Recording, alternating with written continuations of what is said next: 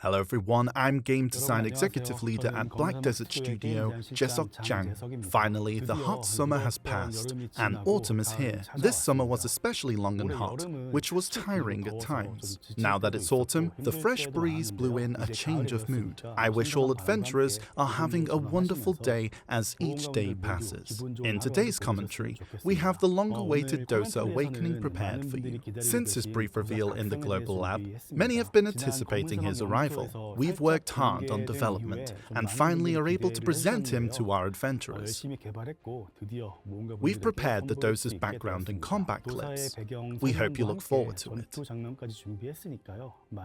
And it'd be a shame to only reveal Dosa's Awakening, so we've prepared other news as well. Many have been curious about the background story of Sovereign Weapons, and along with that, we'll cover various topics and introduce new items. We have a lot to share with you, so we'll get it started right away.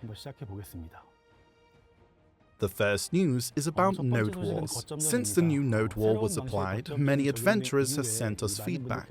Among them, quite a few especially seem to miss the previous version of Node Wars. The current Node Wars allow anyone to participate easily, with simple rules. And even if everyone isn't the strongest, any individual can have a chance to conquer a node. Plus, wars tend to move quicker and discourages snipe guilds. On the other hand, as it's depending heavily on who last hits, the gameplay of Node Wars has shifted from feeling strategy and skill-based to be more luck-based. Therefore, the fun factor available in the previous version of Node Wars for certain adventurers, where they could make a play for the win, seems to be missed. To address this, internally we've tested adding strategic elements to the current version of Node Wars. However, this brought back the issue of being complicated and difficult again. Therefore, instead of changing the current Node War rules, we're trying out a new approach. Now, the victorious guild in the Unlimited Stats Conquest War can select the Node War rules for their territory themselves.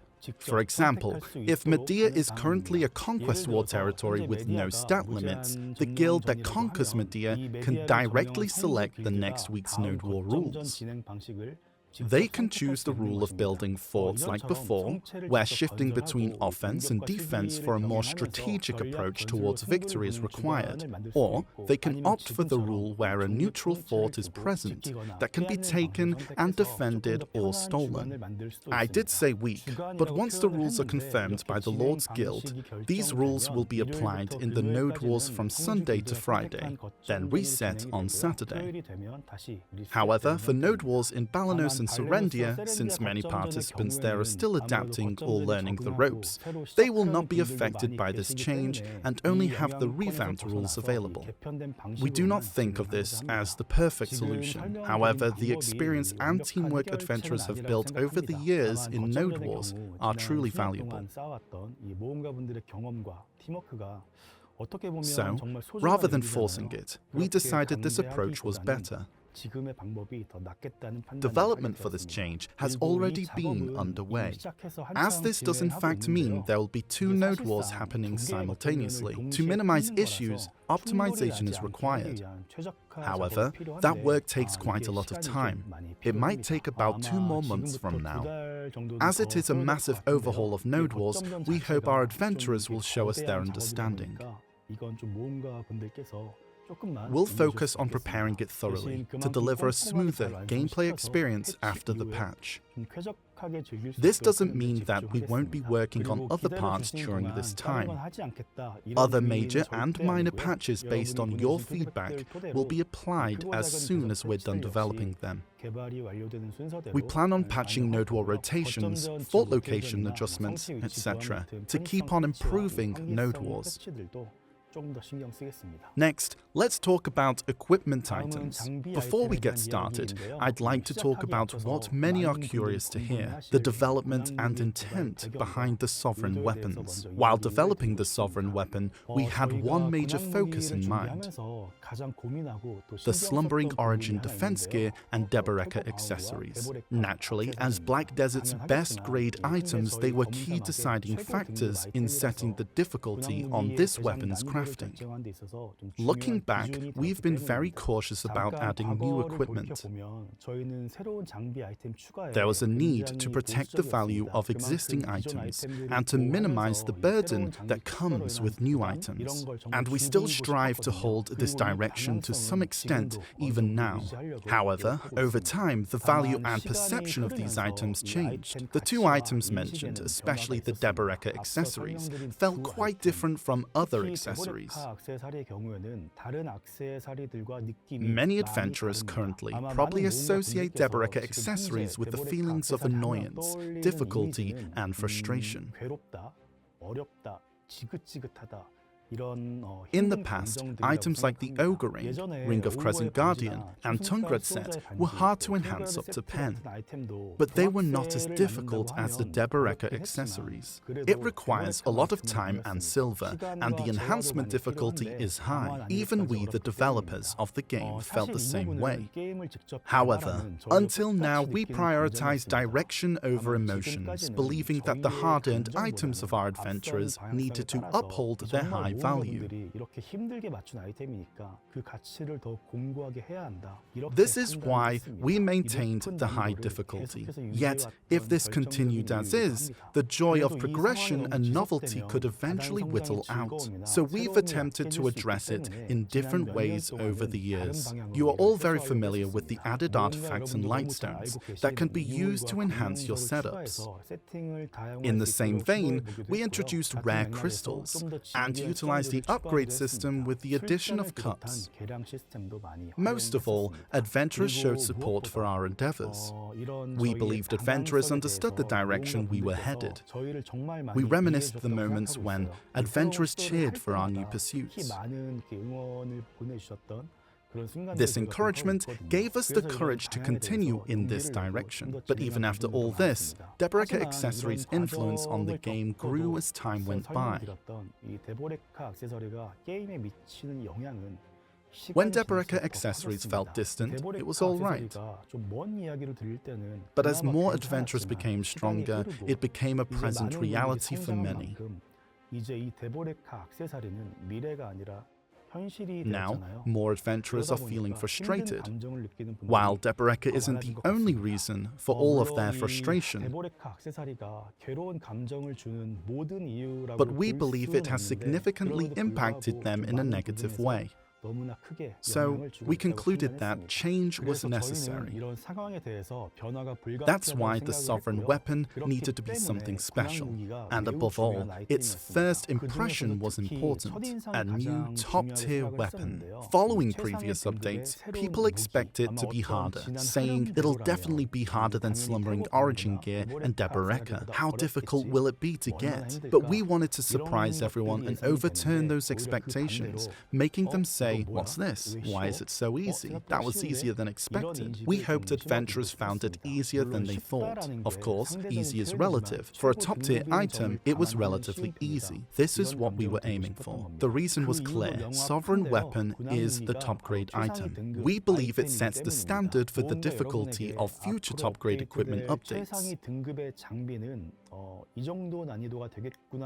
We believed this weapon could set that standard. For these reasons, the Sovereign Weapon enhancement is split into 10 levels instead of 5, smoothing out the initial growth curve. While the number of required cronstones can still be a burden, we've minimized it based on the current Monster Zone's net profit. It was challenging to pin down and advocate these cronstone numbers, but we all agreed that future direction is more important.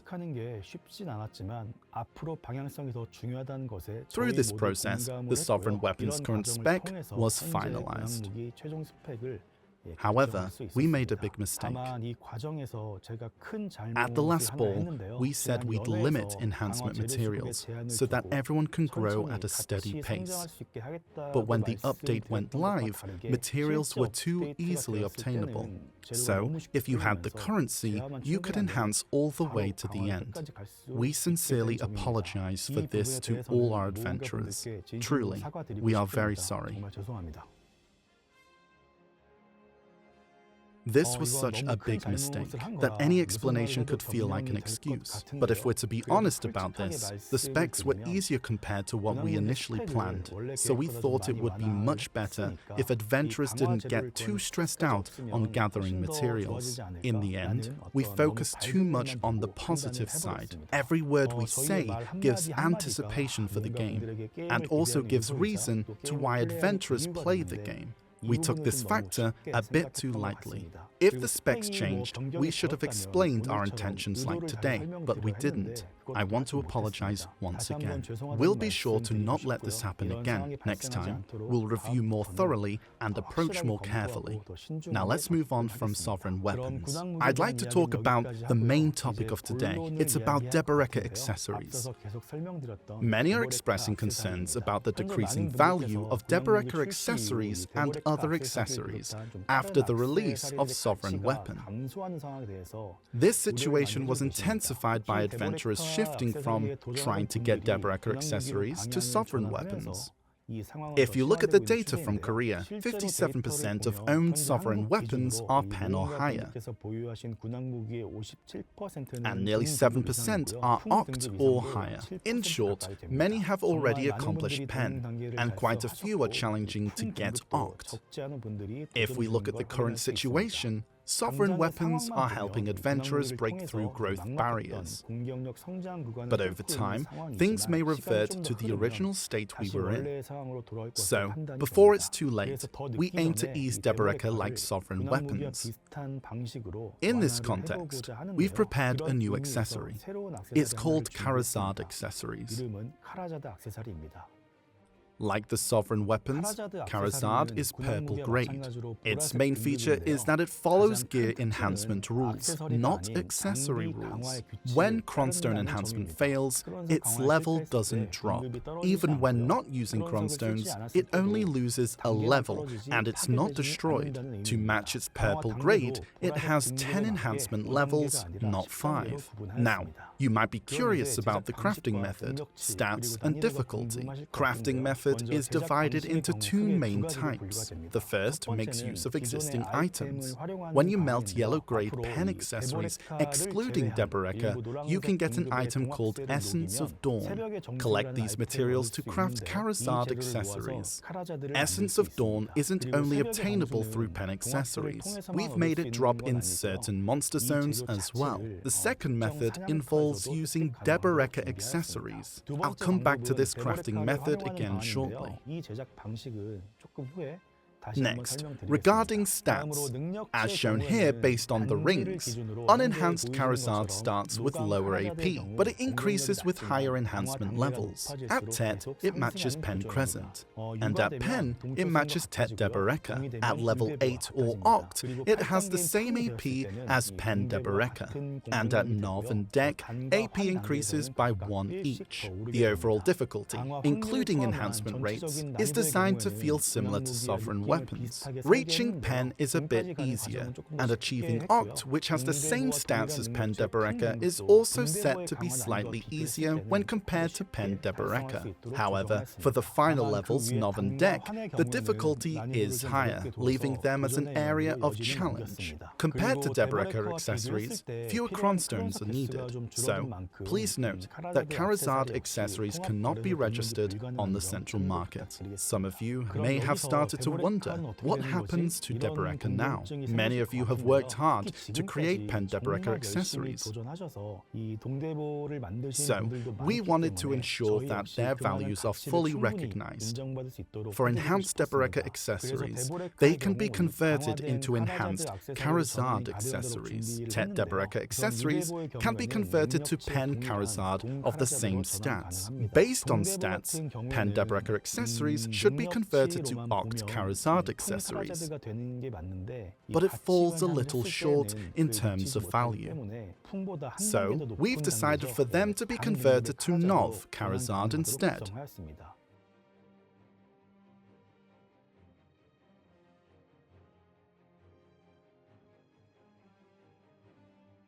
So in short, adventurers with Penn-Deboreka accessories will gain +1 AP for each piece after the patch. Those who are now starting can aim to grow their Kharazad accessories, which are easier to enhance than Deboreka accessories. Or you can continue to try for Penn-Deboreka or aim to convert them to get enhanced Kharazad accessories via the mentioned method. Next, let's talk about diversifying gear. Adventurers have shared a lot of feedback, noting that the supply of more Deboreka accessories has led to the same item setups. As a result, unique yellow accessories have decreased in value over time. With that in mind, Kharazad accessories were designed so that you can set them in a variety of ways. However, diversifying these combinations may require owning several high-value accessories, which can be burdensome. Also, for those who already have high-value accessories with accuracy, it could lead to the fear in having to start farming all over again. We aim to minimize these issues and inconveniences due to this change. We approach these potential problems from a fresh perspective. First of all, Kharazad accessories have a special feature, an exclusive crystal slot that unlocks only when equipped. In the crystal slot, you can transfuse add-on crystals to give your Kharazad accessory a special stat. The add-on crystals can be obtained by melting accessories with special stats. For example, melting a Dawn Earring or Tauros belt provides materials to craft the add-on crystal that gives accuracy. When you transfuse the crystal, the Kharazad accessory will turn into an accessory with special stats, with decreased displayed AP but increased accuracy. Accuracy is just an example. We are also preparing add-on crystals with stats including Black Spirit's Rage, damage reduction, evasion, and more. These add-on stats can be combined in various ways and will change the stats of Kharazad accessories, allowing you to set them in different ways based on your playstyle or class. And these add-on crystals are being prepared to be obtained in various methods, and not just from melting accessories. For example,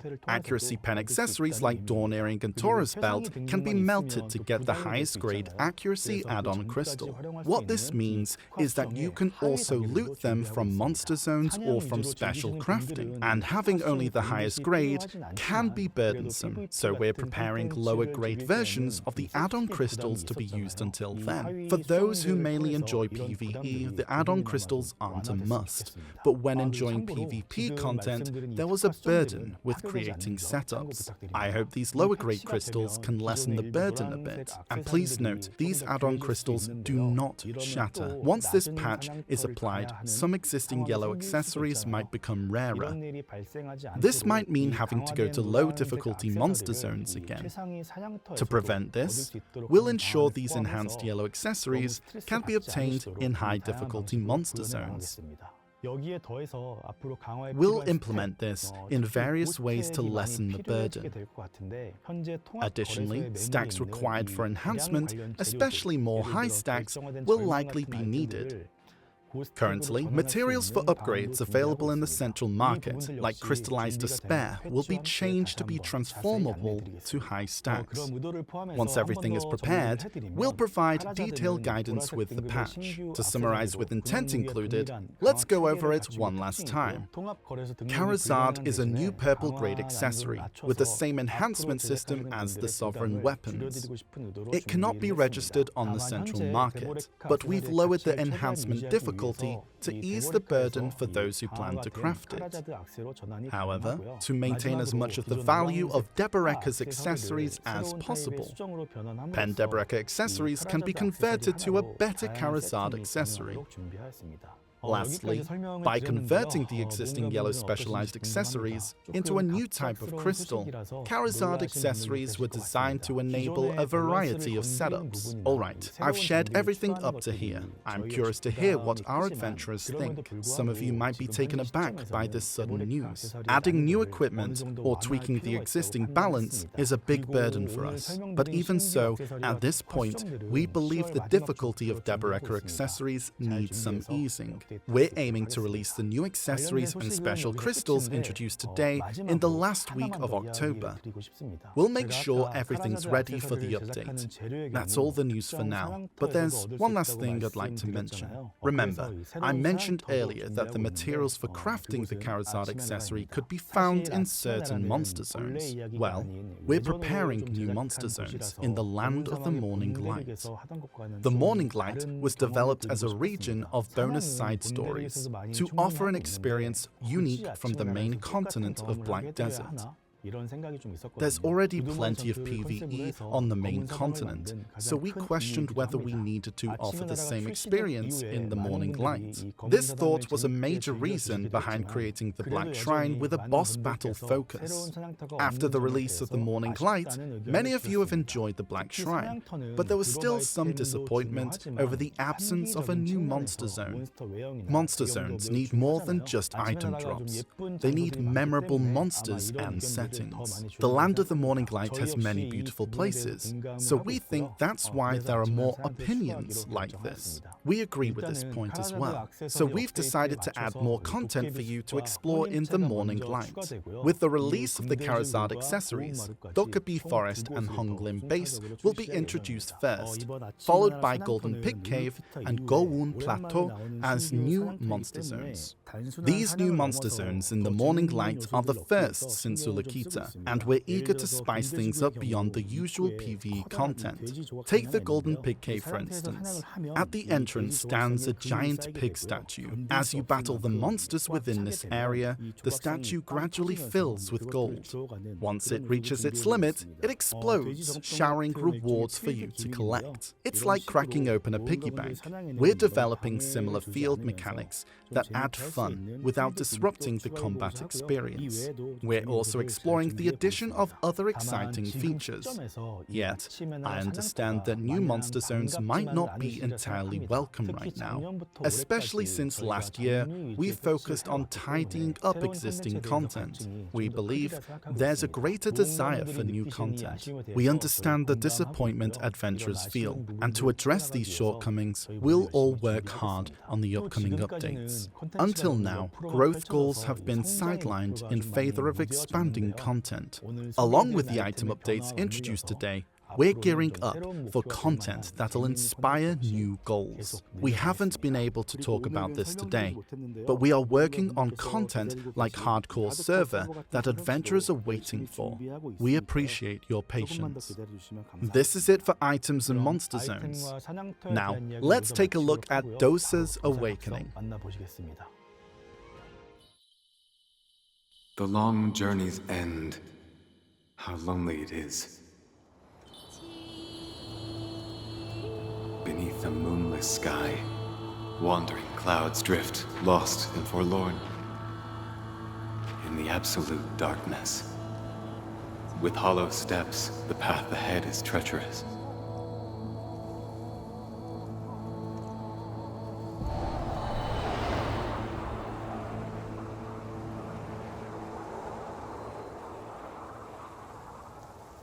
Yet onward I shall go, breathing only through my resolve. Thus I will uphold the legacy of Sangdo, a vow etched in deep regret.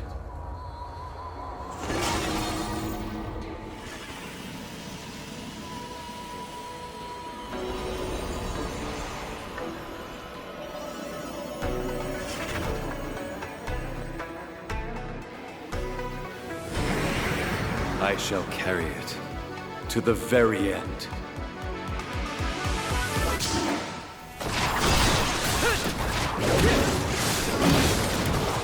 내려앉아. 아스라질지어다. 기어가라. 삼색 발파.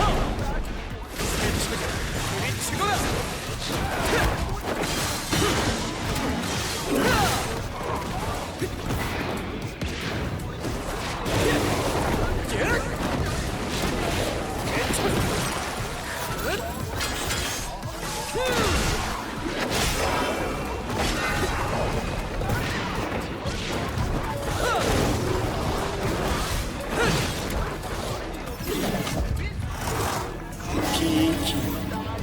숨을 변중.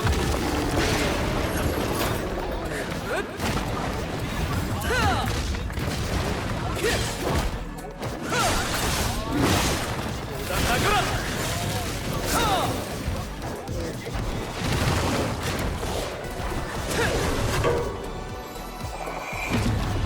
기일원 태허 일기.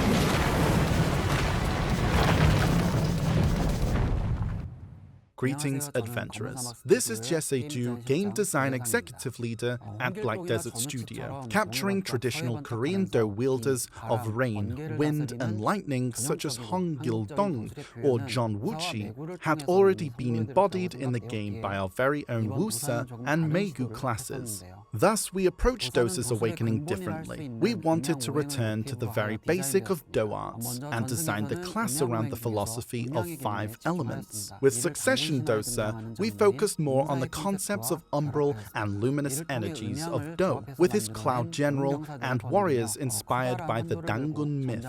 By weaving the umbral and luminous, Dosa conjured cloud warriors, while brandishing the larger-than-life Hwando sword into battle. For his Awakening, we narrowed in on the 5 elements. As many of our adventurers had anticipated, we highlighted a more shamanistic aspect of the class. The 5 elements consist of fire, water, wood, metal, and earth. For our Western adventurers, it's somewhat similar yet not entirely to the classical 4 elements. This results in vibrant and spectacular action and effects unseen before in other classes. For the Awakening Dosa, we sought to incorporate the unique East Asian concept of the generative effect. Whereas the 4 elements focus on the weakness of the elements, the generative effect highlights how the elements augment each other. For example, using a fire elemental skill followed by a wood skill additionally amplifies the fire energy by using the wood as fuel, resulting in greater fire damage. Similarly, using a water skill followed by a wood skill enhances the wood energy by using water as nourishment, resulting in greater damage. Upon hearing this, the Awakening Dosa might seem complex, but we're working on making the generative effect easy and fun to use in combat. Now, here's an example of his skills and the generative effect. As mentioned, using wood as fuel amplifies fire energy. The skill you're seeing is Fire Spread. After use, a fire mark remains on the field. Think of it as lingering fire energy. Using a wood skill here enhances the lingering fire energy with the wood energy, causing another explosion of immense power. Here's another example. This skill is Wood Bend that was used earlier. After use, a wood mark is left on the field. Using a water skill here augments the lingering wood energy with water energy, greatly amplifying its power. Look closely at the mark. You'll see small indicators floating below the main mark.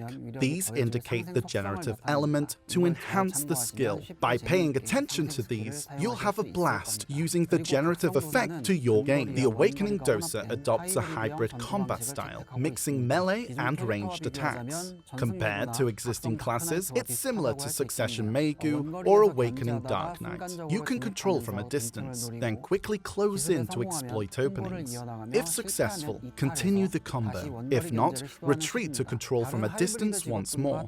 What makes Dosa's Awakening unique to other hybrid classes is his superior gap-closing performance. Even if he fails to exploit an opening, he can stay in melee, engage in a super armor bout, then perform an evasive skill to retreat to control from a distance once more. The Awakening Dosa can also be played like a melee class, and also offer some support to his allies. Like a melee support, he uses the generative effect to boost damage when enemies are close to his allies. Unlike other support skills from existing classes, he doesn't doesn't retreat to heal or provide buffs. Instead, he assists only while directly engaging the enemy in combat. Now, the date you've been waiting for. The Awakening Dosa drops on October 8th worldwide together with Korea. Soon, you'll meet the Awakening Dosa, who toys with foes using powerful elemental arts. Oh, and the Awakening Dosa captures the playful essence of the Korean Do wielder. We hope Dosa's antics atop the enemy's head brings some amusement. That's it for today. Thank you.